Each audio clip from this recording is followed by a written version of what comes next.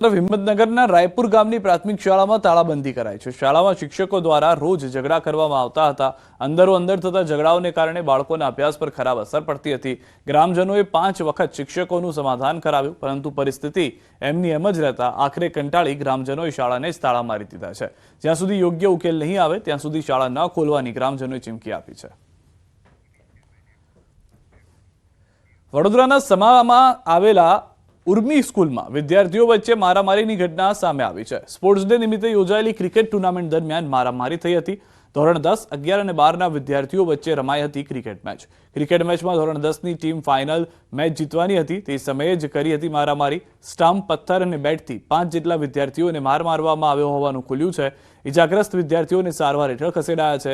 એક વિદ્યાર્થીને માથાના ભાગે પથ્થર વાગ્યો હોવાની આશંકા સેવાઈ રહી છે। સમગ્ર મામલે હાલ સ્કૂલ મેનેજમેન્ટ પર પણ સવાલ ઉઠી રહ્યા છે।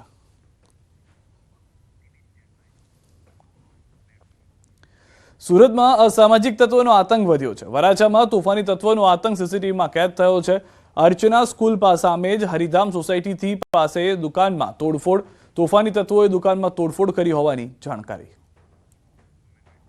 દ્રશ્યોમાં પણ આપ જોઈ રહ્યા છો, દુકાનની અંદર ઘૂસવામાં આવે છે, ત્યારબાદ ત્યાં તોડફોડ કરવામાં આવે છે, ભયનો માહોલ ઊભો કરવામાં આવી રહ્યો છે। સમગ્ર ઘટના જે છે તે આ સીસીટીવીની અંદર કેદ થઈ ગઈ છે। સુરતની અંદર પોલીસ વરઘોડા કાઢે છે, પોલીસ આરોપીઓને પકડે છે, પરંતુ તેની અસર આવા લોકોને નથી થઈ રહી, તે સ્પષ્ટ અહીંયાથી જોવા મળી રહ્યું છે। દ્વારકામાં અસામાજિક તત્વોનો આતંક સીસીટીવીમાં કેદ થયો છે। મફતમાં પેટ્રોલ ભરી આપવામાં મારામારી કરી છે। દ્વારકા નેશનલ હાઈવે પર બરડિયા પાસેનો બનાવ છે। પંપ કર્મચારીને કહ્યું કે મફત પેટ્રોલ આપો, પેટ્રોલ પંપ કર્મચારી સાથે મારામારી પણ કરી। બનાવમાં પંપ કર્મચારી ઘાયલ થયા છે, હોસ્પિટલ ખસેડવામાં આવ્યા હોવાની જાણકારી છે। વ્યાજખોરોના ત્રાસથી વેપારીનો આપઘાતનો પ્રયાસ। વડોદરામાં બનેલો બનાવ સીસીટીવીમાં કેદ થયો છે। ફ્રૂટ વેપારીનો પ્રયાસ છે આપઘાતનો। ફ્રૂટ વેપારીએ 47 લાખ સામે અત્યાર સુધીમાં 2 થી 2.5 કરોડ રૂપિયા વસૂલાયા હોવાની વાત કરી। વર્ષ 2012 થી 2018 સુધી 47 લાખ વ્યાજ રૂપિયા લીધા હતા।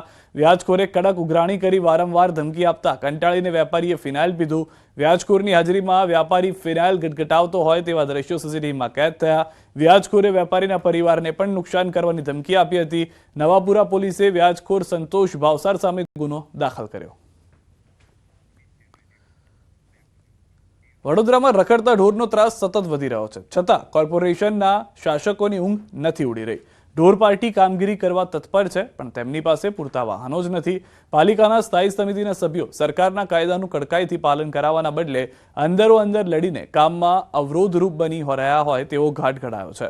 વડોદરા મનપા પાસે ઢોર પકડવાના વાહનની અછત છે, જેથી સ્થાયી સમિતિમાં ઢોર પાર્ટી માટે 8 ટ્રેક્ટર, 8 ટ્રિપર વાહન અને 16 બોલેરો પિકઅપ વાન ખરીદવા માટેની દરખાસ્ત મુકાઈ હતી। જોકે અંદરો અંદરની લડાઈમાં એક સભ્યના વિરોધથી દરખાસ્ત નામંજૂર થઈ ગઈ છે। વ્હીકલ પુલ મેનેજરનું કહેવું છે કે પૂરતા વાહનો ન હોવાથી તેમની ટીમ ઢોર પકડવાની અસરકારક કામગીરી નથી કરી શકતી। પુલ શાખા પાસે એક ટ્રેક્ટરો પૂરતા છે, પરંતુ બોલેરો અપૂરતી છે।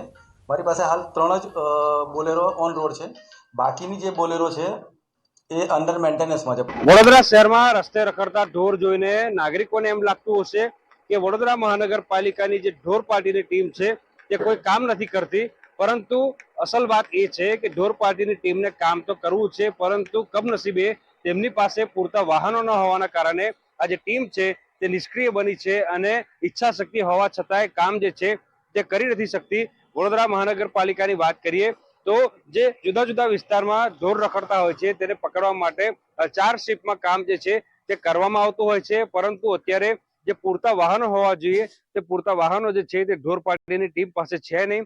એના કારણે 4 શિફ્ટમાં જે કામ થવું જોઈએ એ કામ જે છે તે અટકી પડ્યું છે। જે વડોદરા મહાનગરપાલિકાના સત્તાધીશો છે તેમાંના કેટલાક સત્તાધીશો એવા છે કે તેમની ઈચ્છા શક્તિના અભાવને કારણે આ જે નાગરિકો જે છે તે પોતાના જીવ જોખમમાં મૂકી રહ્યા છે, કારણ કે રસ્તે જે રખડતા ઢોર છે તે નાગરિકોને જે પોતાનો શિકાર બનાવી રહ્યા છે, અડફેટે લઈ રહ્યા છે, લોકો ઈજાગ્રસ્ત થઈ રહ્યા છે। ત્યારે વડોદરા મહાનગરપાલિકાના જે સત્તાધીશો છે તેમને આ જે ઉદાસીન વલણ છે તે દૂર કરવું જોઈએ અને ઢોર પાર્ટીની ટીમને પૂરતા વાહનો મળે, રસ્તા પરથી રખડતા ઢોરનો ત્રાસ ઘટે તેવા પ્રકારના પ્રયત્નો જે છે તે કરવા અનિવાર્ય બન્યા છે। હાર્દિક દીક્ષિત, ન્યૂઝ 18 ગુજરાતી, વડોદરા। તો વડોદરામાં હાલમાં ઢોર પાર્ટીની 7 ટીમ કામ કરવી જોઈએ, પણ વાહનો ન હોવાથી 6 ટીમ જ કામ કરી રહી છે. 7 ટીમ પાસે 14 બોલેરો અને 7 ટ્રેક્ટર ટ્રોલી હોવી જોઈએ. તેના બદલે વ્હીકલ પુલ પાસે માત્ર 3 બોલેરો વાહનો જ ઉપલબ્ધ છે. હજી અનેક વાહનોની જરૂર છે. આ મામલે વિપક્ષ નેતાએ શાસક પક્ષને ઘેર્યું અને નાગરિકના હિતમાં કામ ન થઈ રહ્યા હોવાનો આક્ષેપ કર્યો. તો સ્થાયી સમિતિના ચેરમેન નવેસરથી દરખાસ્ત મુકાવી મંજૂર કરાવીને વાહનોની ખરીદી કરવાનું કહી રહ્યા છે.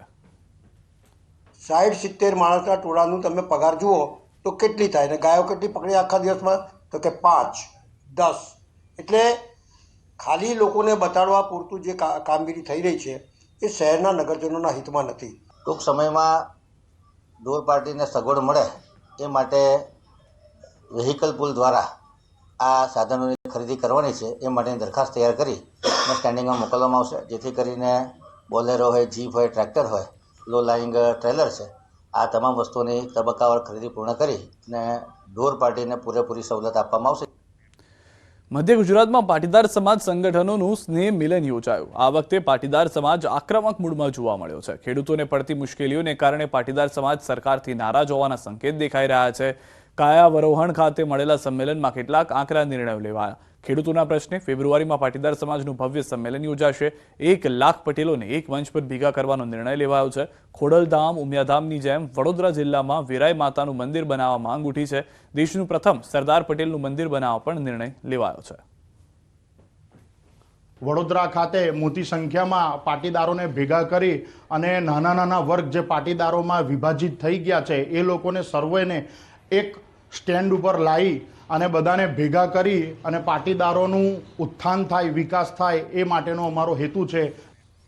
અંબાજીમાં એક સાપની સારવાર આપી જીવનદાન આપ્યું છે. જો કે સાપને સારવાર અપાઈ હોવાનો સૌપ્રથમ કિસ્સો સામે આવ્યો. વેટરનરી ડોક્ટર પશુઓની સારવાર કરતા હોય છે, ત્યારે આ સાપને ગંભીર ઇજાઓ થતા એક હોમિયોપેથિક ડોક્ટરે તેની ટ્રીટમેન્ટ કરી હતી.